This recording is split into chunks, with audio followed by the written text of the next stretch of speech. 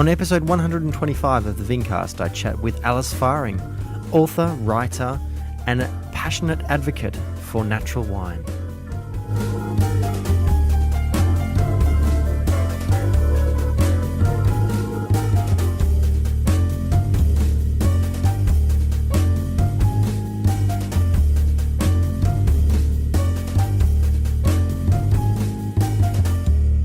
Hello, ladies and gentlemen. Welcome to another episode of the Vincast. My name is James Garsbrook, otherwise known as the Intrepid Wino, and I'm really excited to be here at episode 125 of the Vincast.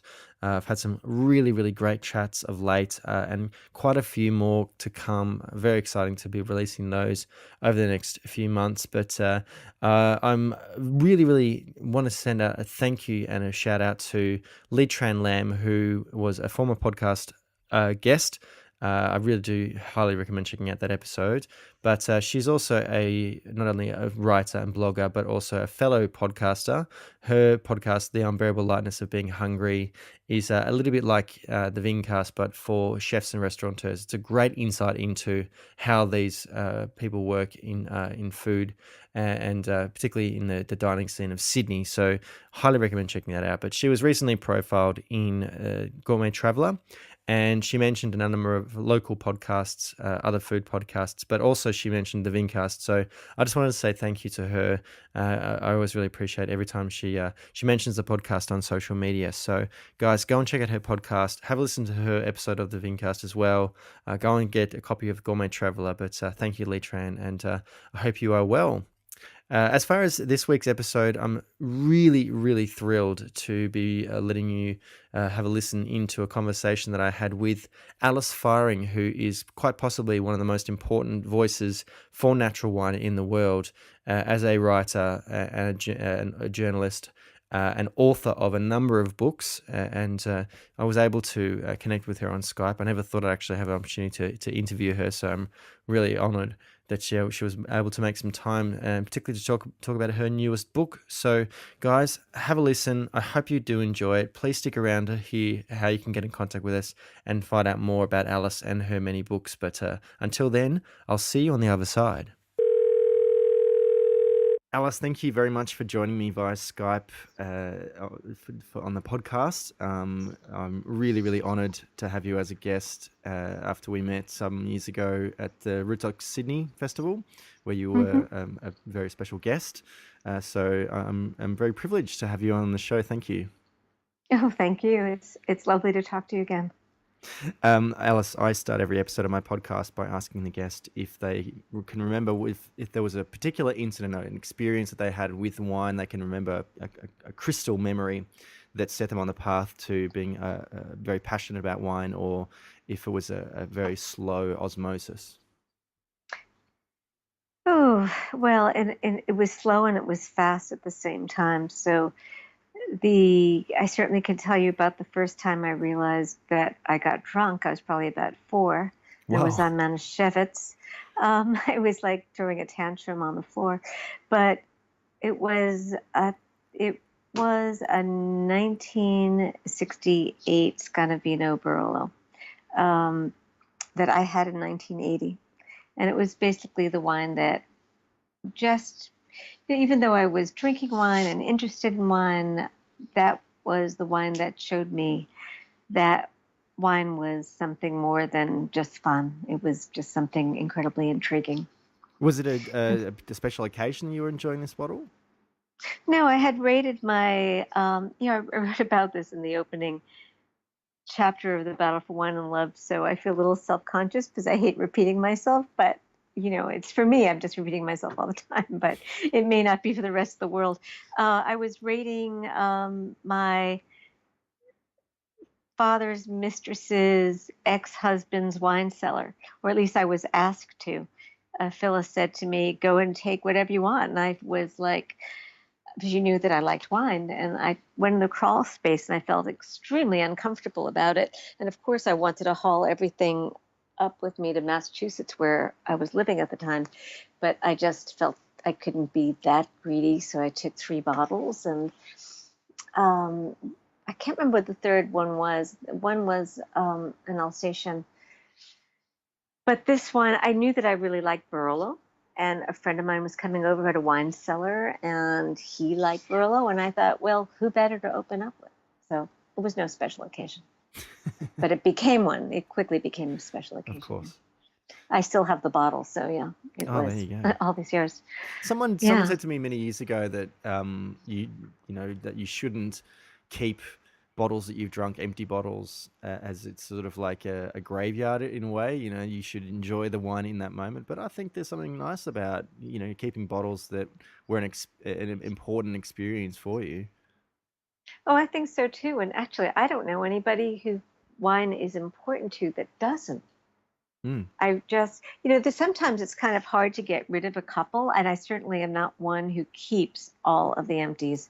Or really, there's only two bottles here Mm. that I'm keeping, and oddly enough, the other one is a Barolo as well, and it's actually a 19. It's funny. One is I've got 1968, 1981 Vietti Barolo, but it's from the old Michel Clone, from the vineyard that they ripped up, and it was absolutely extraordinary. And I had it. A friend of mine had kept it under terrible conditions. We had it 4 years ago.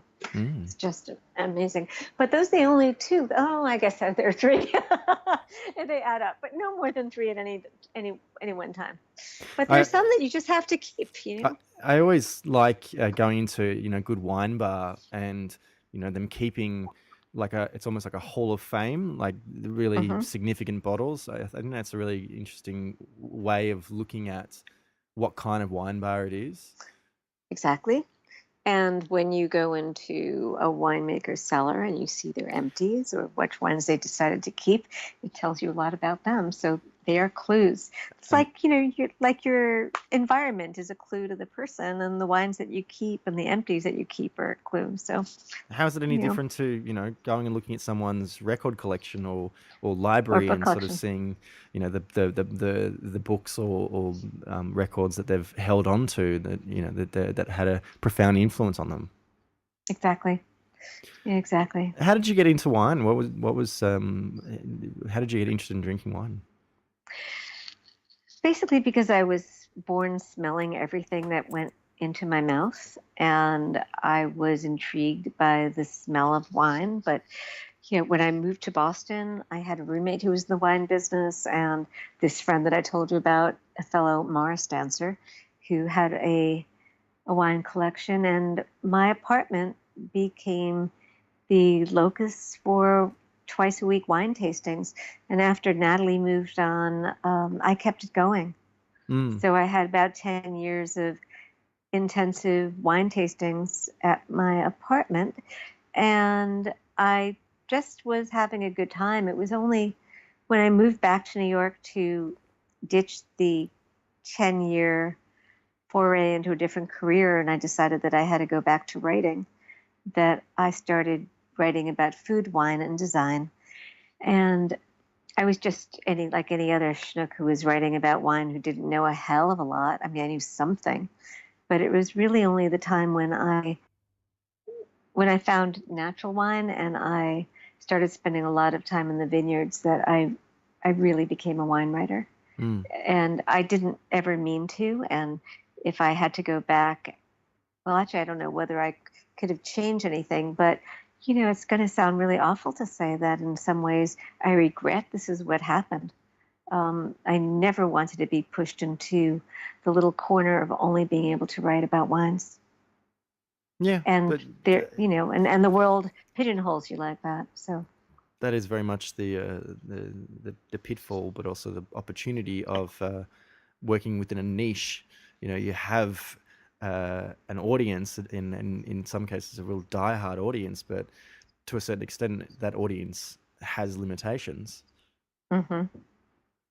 When you first started getting into wine, can you remember if there was anything in particular that you were connecting with wine that you particularly enjoyed, the experience of tasting wine or potentially tasting wine blind? Well, for the first 10 years, I was just drinking. I just wanted to get to the wines that I like before anybody else and drink them. And it was purely selfish, and that's what I wanted to do. I don't think I even looked at a wine book for the first 10 years. I really, I was reluctant. I studied wine reluctantly. I always wanted to be somebody who didn't care if I drank out of a paper cup. Wine glasses didn't make a difference, and it was snobby, and I didn't want to be one of those stupid people who made big rituals around wine and seemed like idiots. So that is not what I ever wanted to do. So I kind of like resisted it for a long time until I came to New York. And at that point, once I started to, okay, I'm going to write about this, and um, then I started doing it, more the right way, studying it. But the question is, so that it was just basically selfish. I loved the way it tasted. Mm. And after that, I started whittling away at all of the other mysteries. So when you started to write about wine and think a little bit more analytically and potentially creatively, Hmm. did you have to sort of train yourself, or did you think about what you've been doing for the previous 10 years as you'd been tasting and as you'd been thinking about the wine purely for the reason that you wanted Hmm. to pick the one that you enjoyed the Right. most? Did you find it difficult to do that, or did you find, oh, I was already sort of doing this? No, well, actually, that 10 years of informal learning was really 10 years of, of finding out what I liked, why I liked it a little bit, but really fine tuning a palate and understanding what I was attracted to. Mm-hmm. Um, and then really the why came later. But when I said reluctant, I remember after 2 years, I was sitting in an Indian restaurant on Boylston Street that actually had a pretty good wine list. And I knew it was all over because I could look at the wine list and realize like I knew what I was looking at. And it was kind of all over then.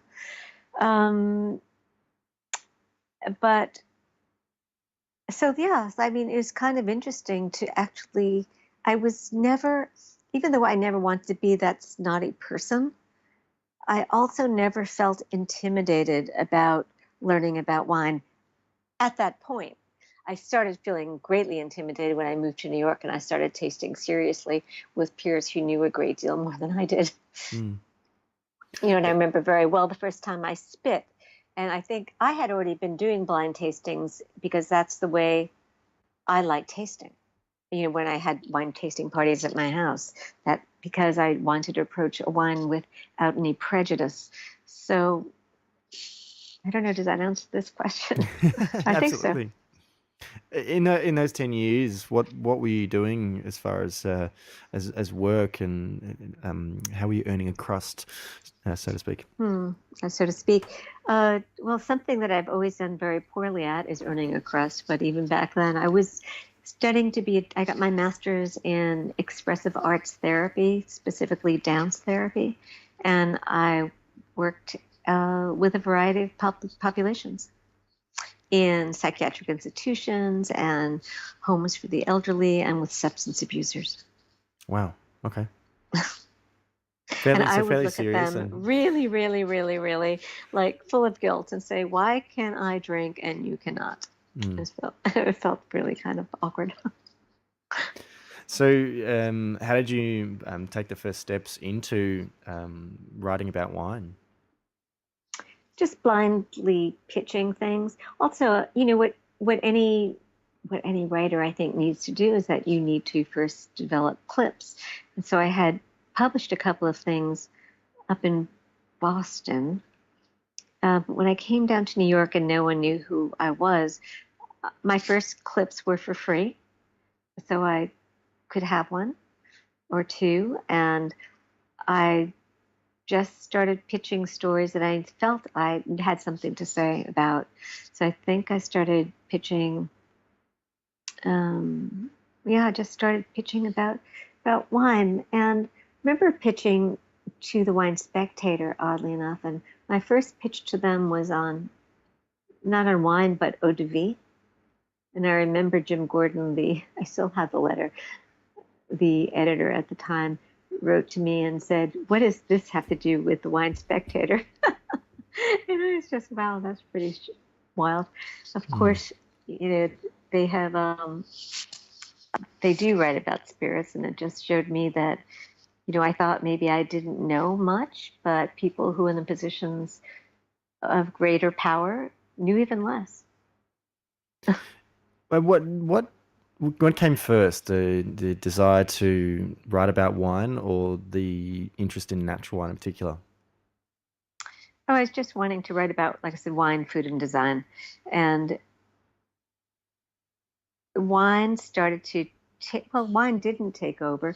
As it turns out, for a while I was writing a lot about design. In fact, I was a contributing editor at a magazine about design. But in 1990, I got my first break, I should say, as far as a big feature in a big magazine. And I had a story for a magazine called Connoisseur, which was a Hearst magazine, and it was on Long Island wine. And so then, with a very, very solid clip like that, other people took notice. So, and it was just a very slow development. It really wasn't until I wrote the Food and Wine magazine official wine guide in 2001 where I became really the wine writer. Um, and that was a very formative book for me because when I was writing it, I realized most of the wines I had to write about were awful to me. Something had dramatically changed in the wine world that I was not happy about.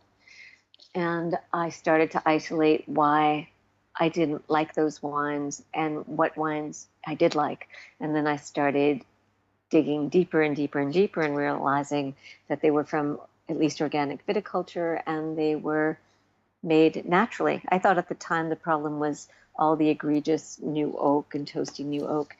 And that's when I entered the world of all kinds of wine technology and I felt like a whistleblower. And so it was, I never thought of myself, I suppose, as a journalist. I always thought of myself as more of just a writer.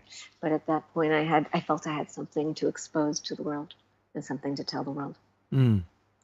So at that time, was anyone really talking about sustainably farmed wine and low intervention natural winemaking? No, no, I was it. Every once in a while, you would be asked to recommend some organic wine, but back in those days, still organic viticulture was still considered fringe, and people thought it made really shitty wine. Just back in the days in the 70s when organic agriculture and health food stores started opening up, and the produce was a little bit less than pretty, and sometimes didn't taste so good. Um, people were just like trying to figure out how to work the soils back then. So it was really definitely fringe. People who had organic wine in the shop didn't know how to care for them, and they were in the sun.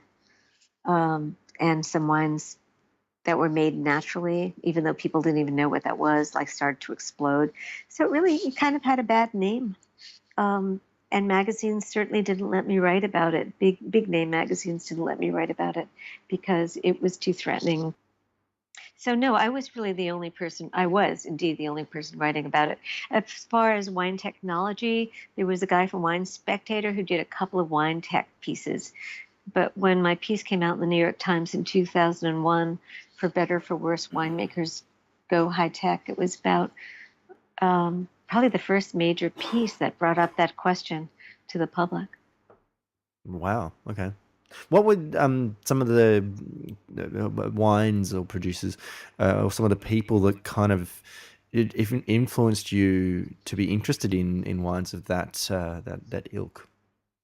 Well, there was, when I was writing this book, most of the wines that I really, really loved came from Joe Dresner's portfolio, who is an iconic and now not here anymore wine importer in New York City who started out importing and distributing some conventional wines and a lot of conventional wines. But by 99, 2000, he started really concentrating on these wines, on these natural wines.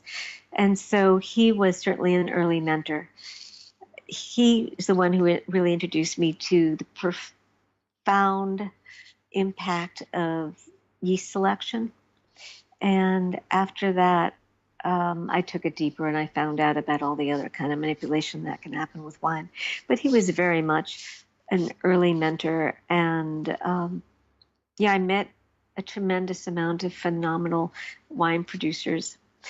And, as I said, the other thing that was extremely influential is at that point, I hadn't really spent my own money to go and chase down vigneron and spend time in vineyards. And that's when I started doing that. And that was essential. So that was when you sort of fell down the rabbit hole, as it were. Did you travel in the US or travel in in Europe? Were Well, at you that point, there was very few people making wines that I wanted to taste or had any interest at all in the United States. So there was no point except, there's just no point in traveling in the States. So really spending a lot of time in the Loire, the Rhone, but mostly the Loire. And then it branched out as more people through France started working naturally. But at the beginning, it was a lot there. And certainly Burgundy. I spent a lot of time in Burgundy as well in those initial days. And there wasn't a lot going on in Burgundy either, but at least people were working biodynamically and the vineyards are starting to. So it's been extremely interesting watching regions like Burgundy start from 2002 to 15 years later when there are a lot of people working naturally. Well, not a lot, but, more. more than you might think? Yes, exactly. Yeah. But I was talking about the vineyards. That is where it became more of a mission. That's when I feel I became truly a wine writer, when I started to understand viticulture. Yeah. Not, and before 2001, I admitted I took press trips, and I'm glad that I did because it was a great introduction. But there was never any way I could ever get a story from a press trip.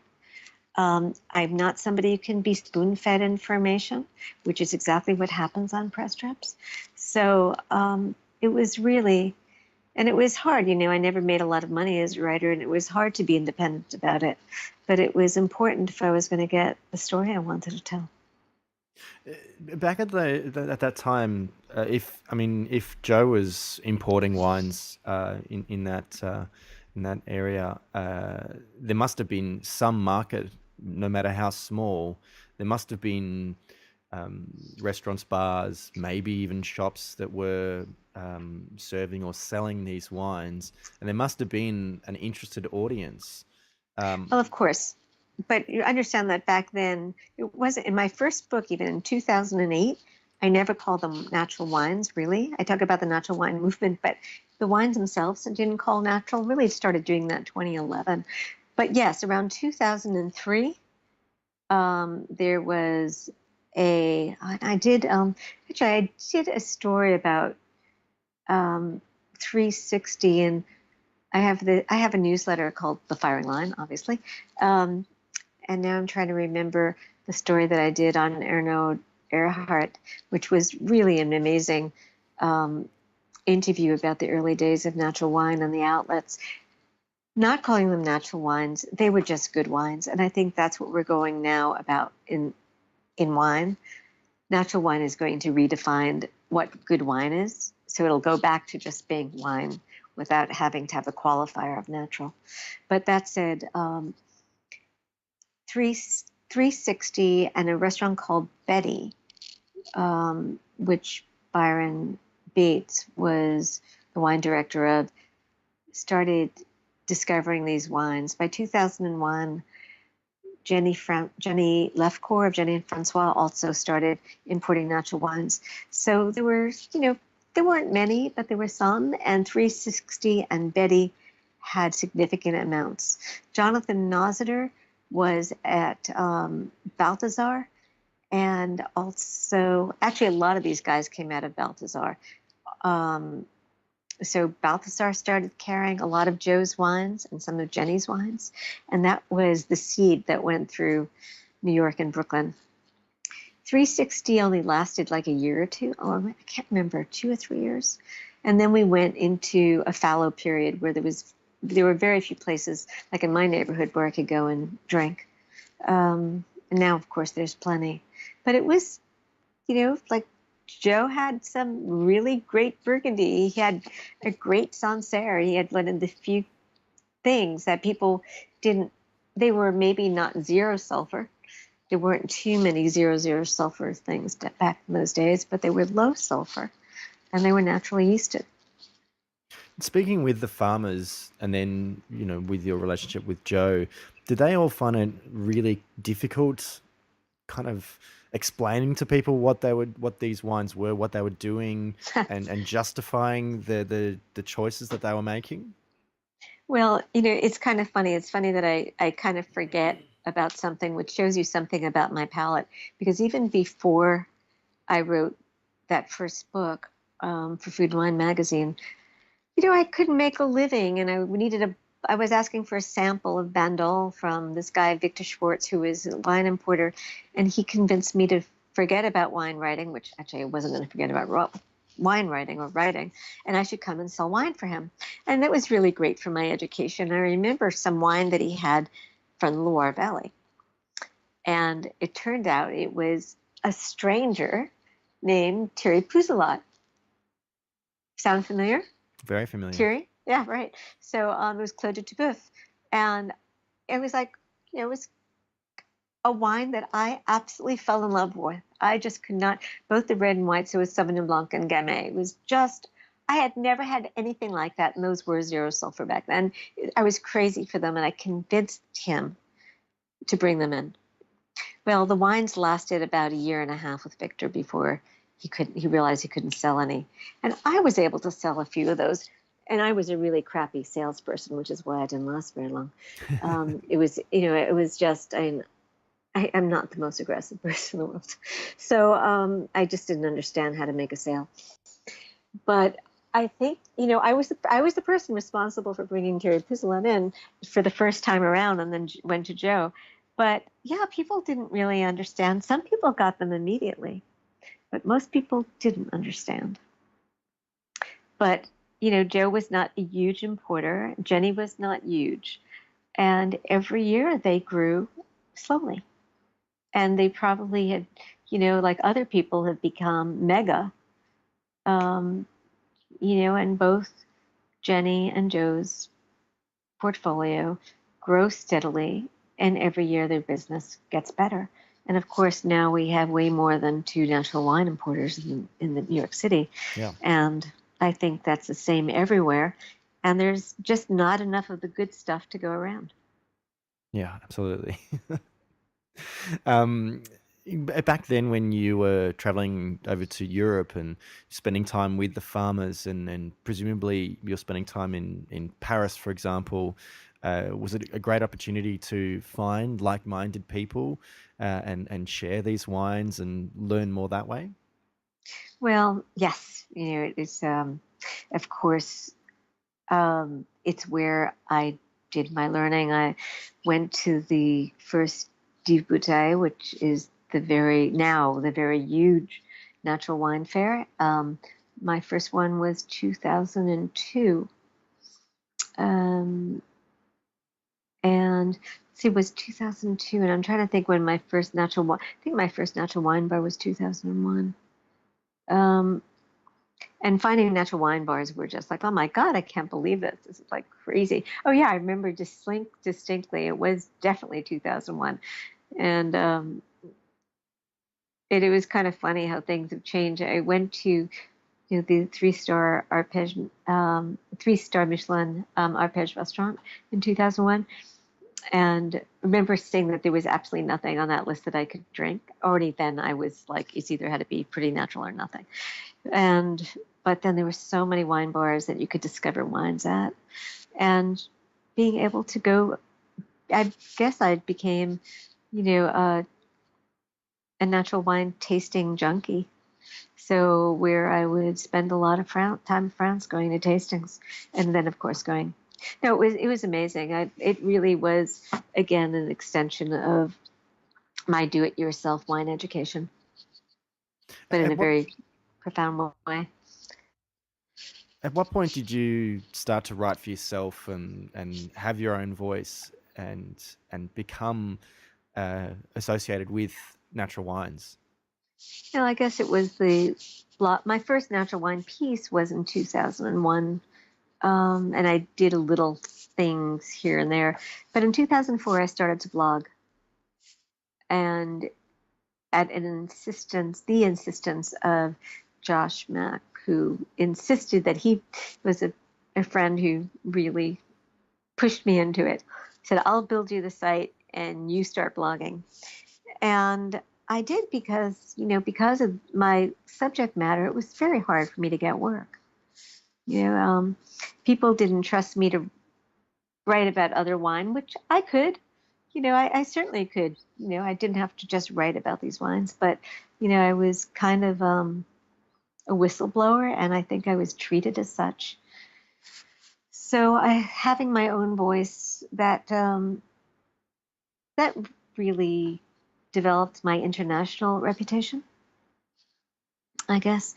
And I realized I was taking notes for the book that I would then write because I sold the contract for the Battle for Wine and Love just at the end of 2005 based on my writings in my wine blog.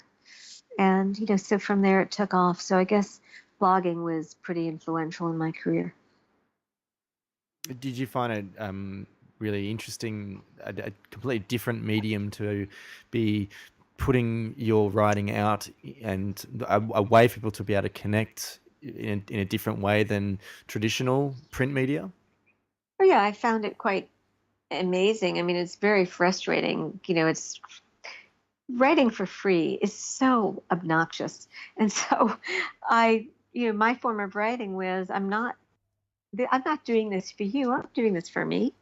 And I really treated it um, as diary entries, things and some of them I worked hard on, but they were not traditional. Let me write you an article, but it was kind of fun to develop that diary voice, um, and trying to make it relatable, and just basically going with the poetry of it. So So it was slightly um, more stream of conscious, and that was really where you started to write from that first person perspective. yes, yeah, and it is where I don't. It's kind of funny. Like I'm trying to think about what what even articles did I ever use first person in before I started blogging, and um, and it's yeah, probably developed a strong first person through blogging, and now I can't really imagine writing a book in another way, but I do love when I get a chance to write articles in the third person. It's just, when I can just ditch me, just get away from me for a while and just like do some good structured reportage. I like doing that. Sure. Yeah. It, But sometimes it seems impossible. When you have a lot of knowledge about a subject, it is pretty hard not to bring your own knowledge into it, along with the reportage that you bring. mm. Were you at all influenced by any particular writers or books, wine or non-wine, as far as your voice and finding that nuance in terms of wine writing? You know, there are a few books that have influenced me just that I found charming. Like, I'm going to like miss up on the title, Into the Vinelands, which is Somerset, and what was her partner's name? It was written in the late 1800s about going to Bordeaux. And then Bouquet was another book that I absolutely adore. And it was written in the 30s by G.B. Stern. Um, and I think Lawrence Osborne's Accidental Connoisseur, which I was very jealous of because it was so, I mean, he's such a beautiful writer, and he did very well in that book, and I liked that immensely. Um, just he his writing was so beautiful, and a lot of modern writing is just not there. So it's factual. It doesn't have a point of view. It's not thinking, oh, there were some other people. Gosh, now that I'm walking around my apartment trying to look for the book so I can shit. The Wild Bunch. Patrick Matthews. Sorry, Patrick. Sorry. I've actually never met Patrick, but he's written Real Wine and The Wild Bunch. He wrote actually, I talk about that. He was really, he was writing about this before anybody else. He was writing about this in 1997. And if you can get a hold of The Wild Bunch, which talks, and again, he's not really talking about natural wine at all, just talking about these people who are doing some phenomenal stuff. It's really worthwhile to go back and read those early days. So yes, I mean, obviously, when I was starting to write my first narrative, I wrote it as if I would never get a novel published, and I probably will never get a novel published. But I kind of took inspiration from people who wrote beautiful narratives. So when you And by writing a narrative, you're able to communicate some. Actually, by let me rephrase this, that I found out, or I chose that by writing a first person narrative, I was able to deliver up some pretty technical information in a palatable way. So whether or not people liked how personal I was with my books, I think they ended up learning a lot of technical stuff that maybe their eyes would have misted over otherwise. So when you were putting that first book together, how did you go about that? Because subsequent books seem to be more, I guess, a shorter period of time in a way, whereas that first book was it kind of went across your whole wine experience. How did you go about putting together the first book? Huh. Gosh, I don't know whether I can tell you. I just don't know. I know that I was taking, well, so the premise of the book was that somebody was taking away the wines that I loved. They were robbing me personally from the wines that I loved, and I wanted to get to the bottom of it. So I basically went into the regions that I felt were most hardly hit by the Parker effect, and that is the way I did it. And of course, to do it, so like I wrote it like a memoir. Um, and so I had to start with who I was and why you should care about me. And then I wanted to give the reader a little bit of background. So I was going into, remember, I think I went right into UC Davis and what they're teaching people in school these days. And then I went into the regions. So I stitched together that way. Here, and some people like that I linked it to a big breakup that went down for me in 2004. And since it was still relatively still fresh because it was a very long relationship, um, you know, I connected the loss of love to the loss of these wines and the birth of the natural wine movement to the birth of a new life. And I kept that as a thread going throughout. Hopefully not too much, but that's what I did. When did you find that you experienced the most kind of pushback, and you know parts of the wine industry and wine media, I guess, pointing a finger at you and saying, "There's the enemy." Yeah. Like I'd get it in different ways. One is just that, um, how difficult it was to get freelance work, which was both a blessing and a curse because doing freelance work is, unless you get a contract, is often a contract with poverty. So, it's like, as a friend of mine calls it, pitch and grovel. Um,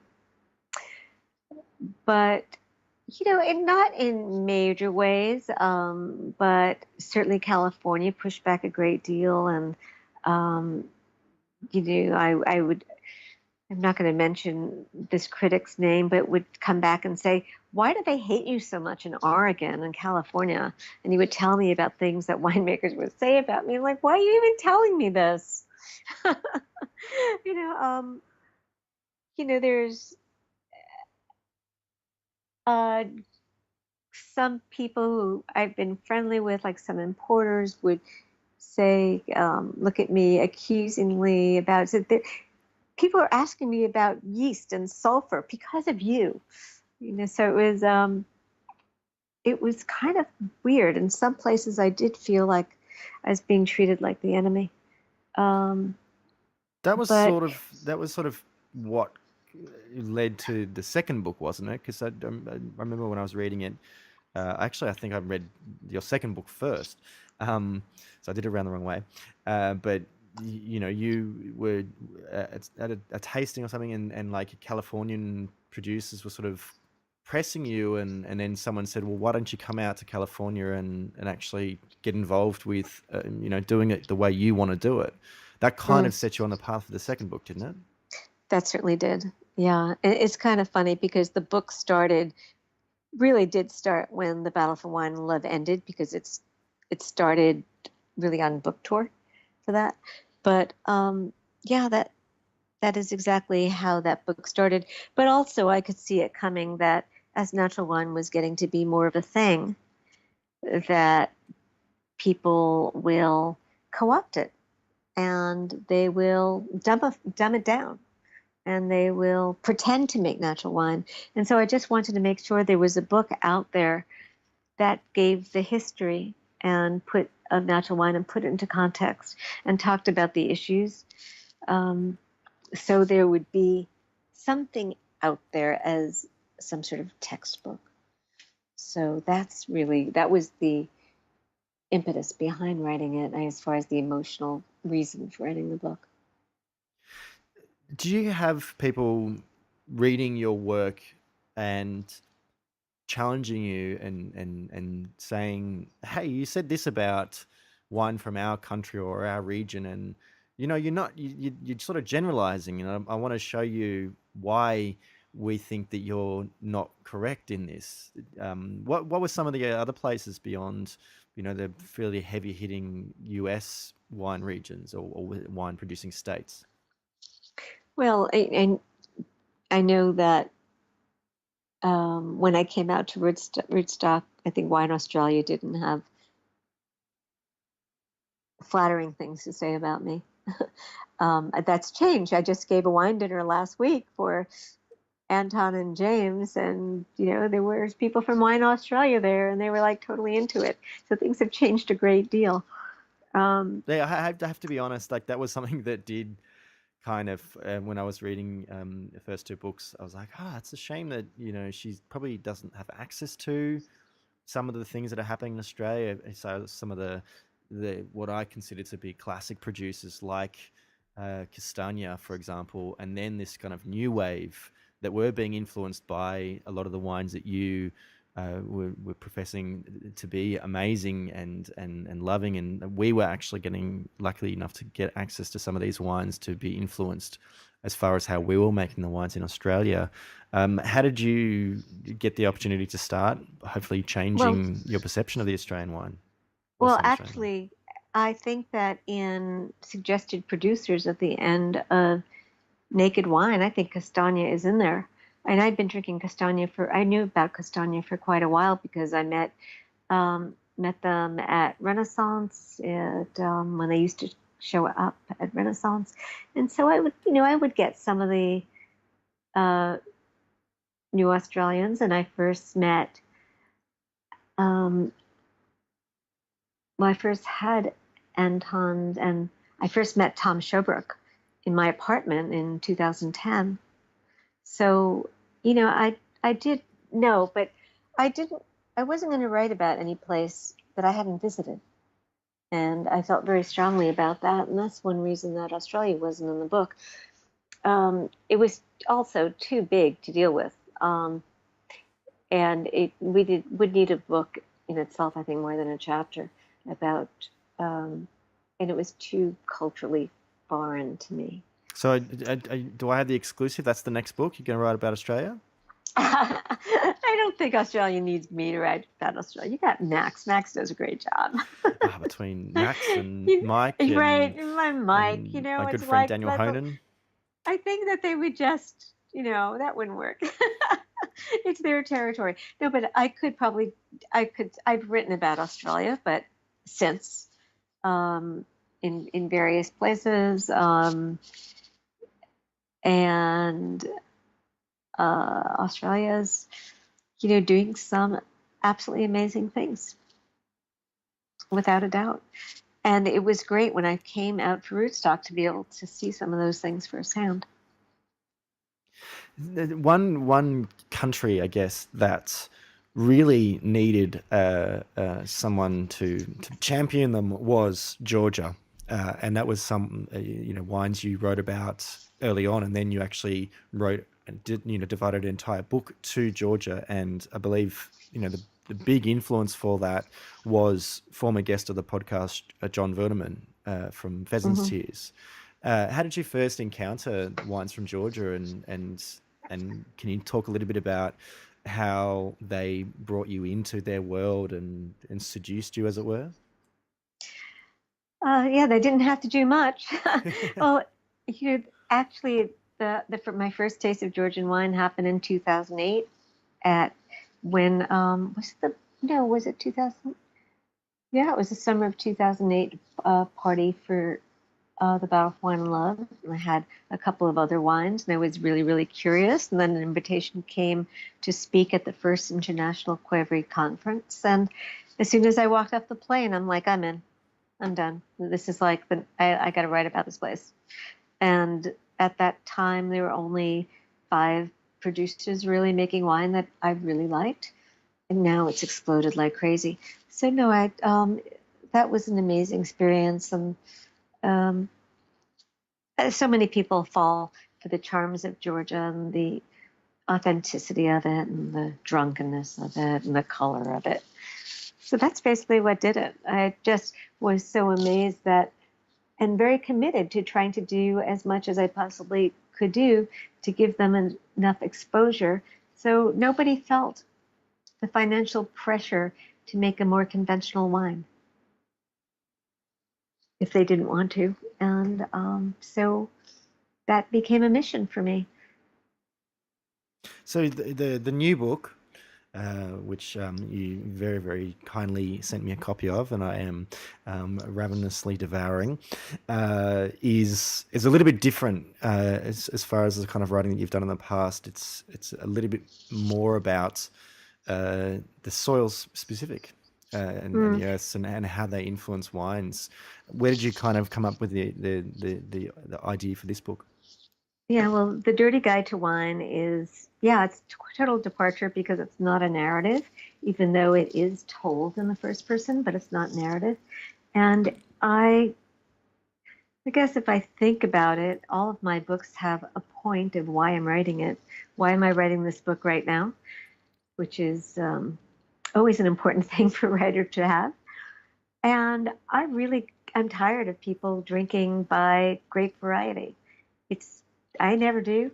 It's really silly if somebody goes into a bar and asks for like the Malbec, as I hear people ask for, or the Merlot, and they get something like a Cove from the Loire, which is lean and violet-like instead of blueberry and fat and sunny, because they talk about grape variety, but really what they're asking for is a style.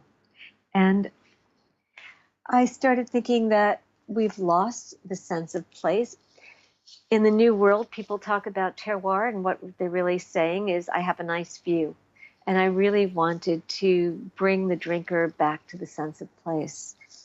And to do that is not saying that, yes, tonight I want to drink from granite, or I want to drink a limestone wine or basalt, but just to understand, and maybe they'll draw some conclusions like I do, which is like, wow, I'm totally in it for granite. I love granite.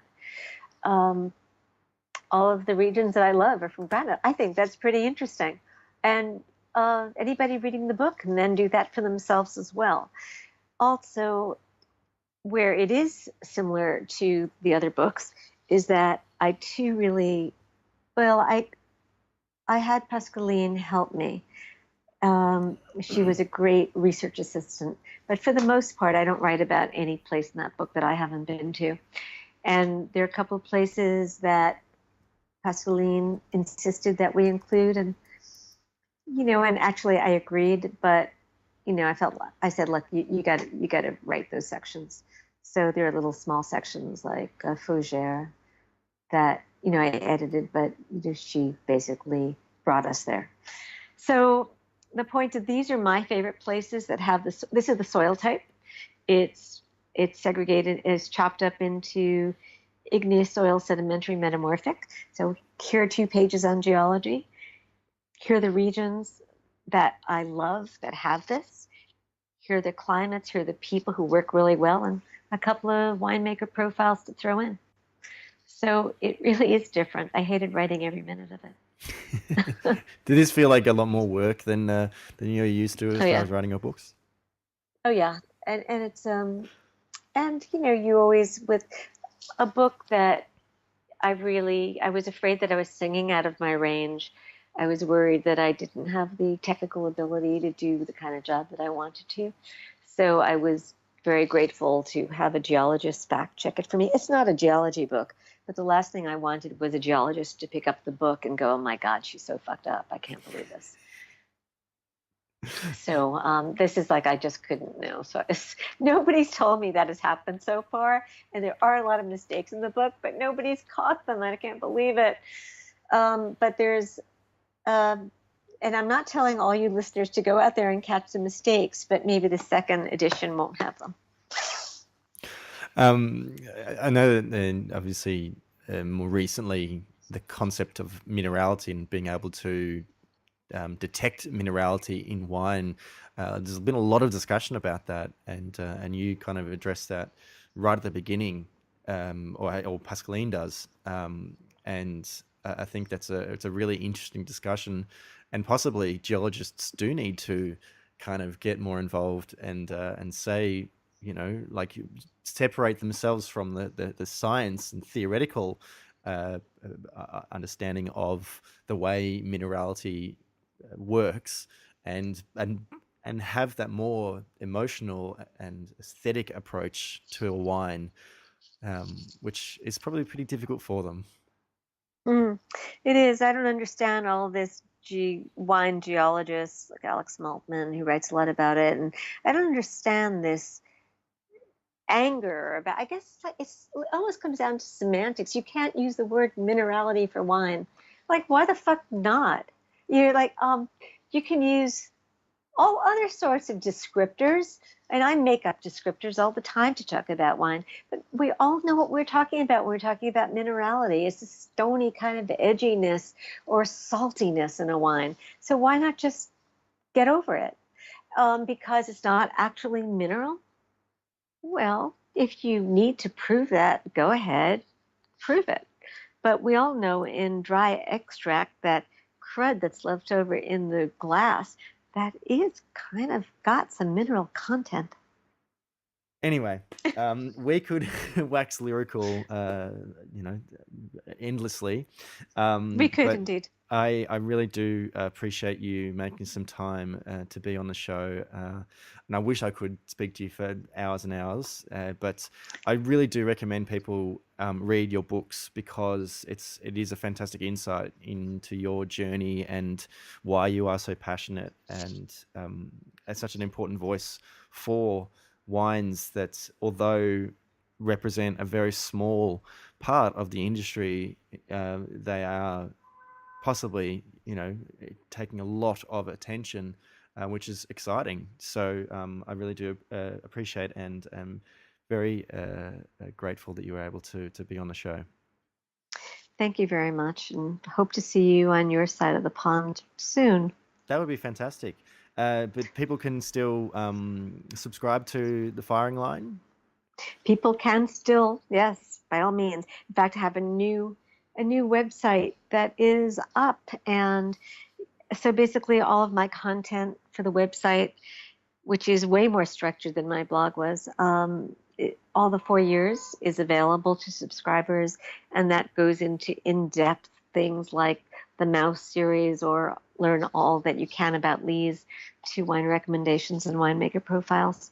So yeah, I feel like, yeah, there's an Alice Feiring shop, there's a newsletter, there are the books. It's like amazing. And people can follow you on social media. Mostly you're just at Alice Feiring. Yeah, Alice Feiring. Alice.Feiring on Instagram, at Alice Feiring on Twitter, and I'm extremely easy to find. What's kind of funny, on my newsletter, I'm realizing you would never know I wrote any book because my books are just not up there. I have to fix that. But but just go to Amazon or your local bookstore and ask for the books. Certainly in Australia, there are some Or great go to Facebook. wine shops and bookshops. And they'll be there. Yep. Awesome.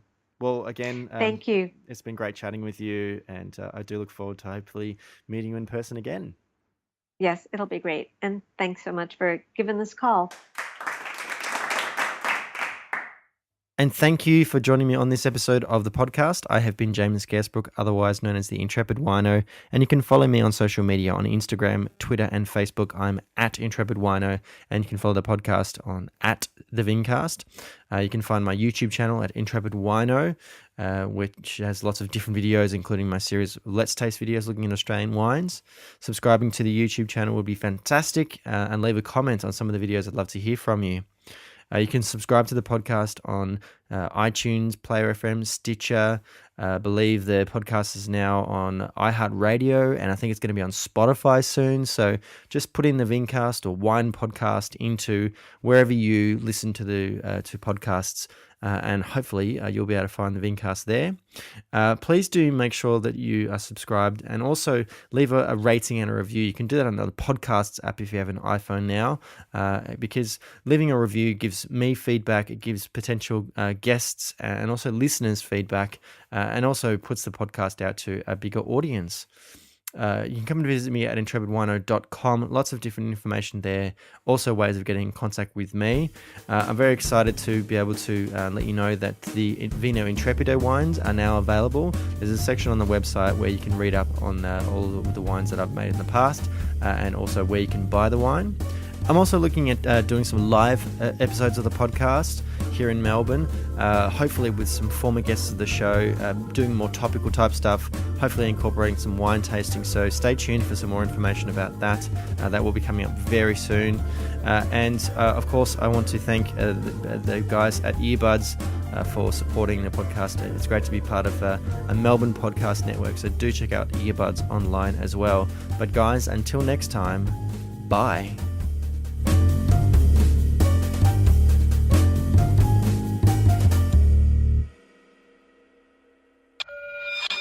Earbuds, Melbourne's podcast network. earbudsnetwork.com